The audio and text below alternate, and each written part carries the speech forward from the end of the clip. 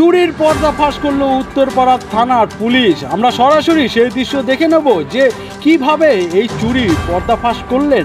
আমরা জানতে পাই পুলিশ সূত্রের খবর যে রাত্রেবেলা বেশ কয়েকদিন আগে থেকে যে 19 নম্বর ওয়ার্ডের জেকি স্ট্রিটের যে এলাকায় সেই এলাকা থেকে বিভিন্নভাবে পোস্ট থেকে সিসিটিভি ক্যামেরা চুরি হয়ে যাচ্ছিল। এই সিসিটিভি ক্যামেরা চুরি করে ওএলএক্সে বেচার একটা পরিকল্পনা, সেই পরিকল্পনা ফাঁস করলো উত্তরপাড়ার পুলিশ। এলাকার যে সাধারণ মানুষ রয়েছেন, বেশ কিছু সাধারণ মানুষরা তারা অভিযোগ করেছিলেন যে সিসিটিভি ক্যামেরা চুরি হয়ে যাওয়ার।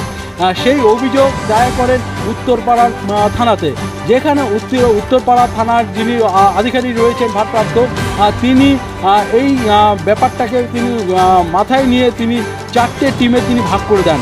সেই 4টে টিমের মধ্যে রাত্রেবেলা সে পেট্রোলিং করেন। দেখা যায় যে হেলমেট পরে পোস্টের উপরে উঠে সিসিটিভি ক্যামেরা খুলছিলেন।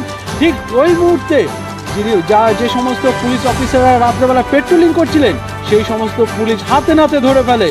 তার মধ্যে 2 জনকে পুলিশ এখন পর্যন্ত গ্রেপ্তার করেছেন এবং সেই গ্রেপ্তার করার পর পুলিশ বিভিন্নভাবে তাদেরকে জিজ্ঞাসাবাদ করার পর জানা যায় যে এই চুরির একটাই পিছনে বেশ কয়েকদিন আগে থেকেই এই চুরি একটা পরিকল্পিতভাবে হচ্ছিল, যেখানে এই চুরি করে এই সিসিটিভি ক্যামেরা ওএলএক্সে বিক্রি করার একটা পরিকল্পনা ছিল। শুনে নেব Chandannagar police commissionerate Serampore DCP Arnab Biswas কী বললেন সাংবাদিকদের সামনে।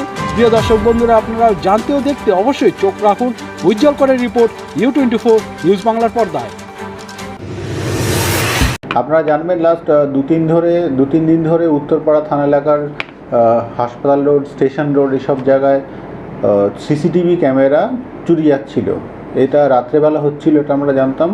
তো আমরা এলাকাবাসীর সাথে আমরাও একটু উদ্বেগে ছিলাম যে কী কারণে এটা হচ্ছে, সেটা আমাদের জানা ছিল না।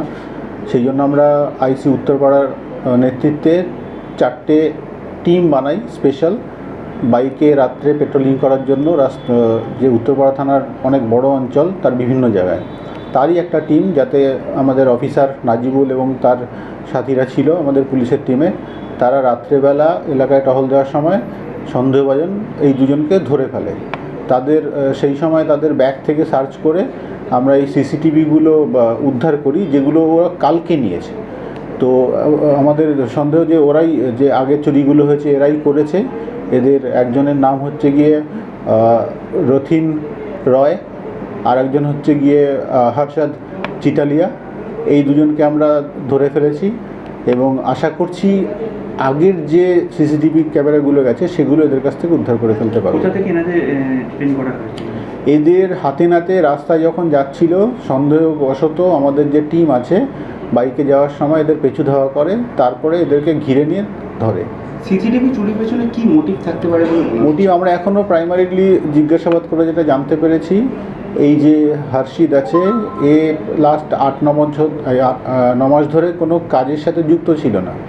তো এরা যেটা প্ল্যান ছিল, যে এদের মুখ থেকে জানা গেছে এরা এইগুলো মানে চুরি করে তারপর এটা ওএলএক্সে বেচে দিয়ে কিছু ইনকাম করার এই জন্য এগুলো নিয়েছে। আপনারা দেখতে পাচ্ছেন কিছু বাল্বও এরা নিয়েছে, মানে একটা পাতি যে থেফট চুরি যে আছে সেই রকমই আমাদের মনে হচ্ছে। তবু আমরা সমস্ত অ্যাঙ্গেলই ওয়াইড ওপেন রাখছি, বাকি সারা যেসব অ্যাঙ্গেল আছে সেগুলো আমরা খতিয়ে দেখব। আজকেও একটি ঘটনা, গতকাল রাতে চুরির ঘটনা হয়েছে, তার সাথে এনাদের কোনো যোগাযোগ এখনো পর্যন্ত কি উঠে এসেছে পুলিশি তদন্ত?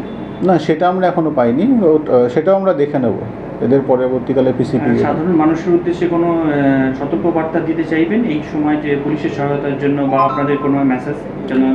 হ্যাঁ, আমরা অবশ্যই বলবো রাত্রেবেলা যে বিভিন্ন গলিগালা আছে থানার নাম্বার সাথে রাখুন। যদি সন্দেহভাজন কেউ যাতায়াত করে বা বাইকে করে, রাত্রেবেলা তো বেশি লোকজন বেরোয় না প্রয়োজন ছাড়া, সেইটা আমাদের খবর দিন। এছাড়া যদি এলাকায় নতুন লোক ঢোকে, সেটা আবাসনে হোক, ফ্ল্যাটে ভাড়া হোক, সেগুলো আমাদের জানান, আমরা খতিয়ে সেটা ভেরিফাই করে দেখব, কারণ সেটা দরকারও আছে। এদের সঙ্গে কি আর কেউ যুক্ত আছে? আমরা সেটা এখনও পাইনি, কিন্তু সেটা আমরা খতিয়ে দেখছি আরও কেউ অ্যাসোসিয়েট কিছু আছে কিনা। হ্যাঁ, আমরা বাইকটাও পেয়েছি, যেটা নিয়ে এরা সেই বাইকটাকে ধাওয়া করেই কালকে ধরা হয়েছে। ঠিক আছে এটা।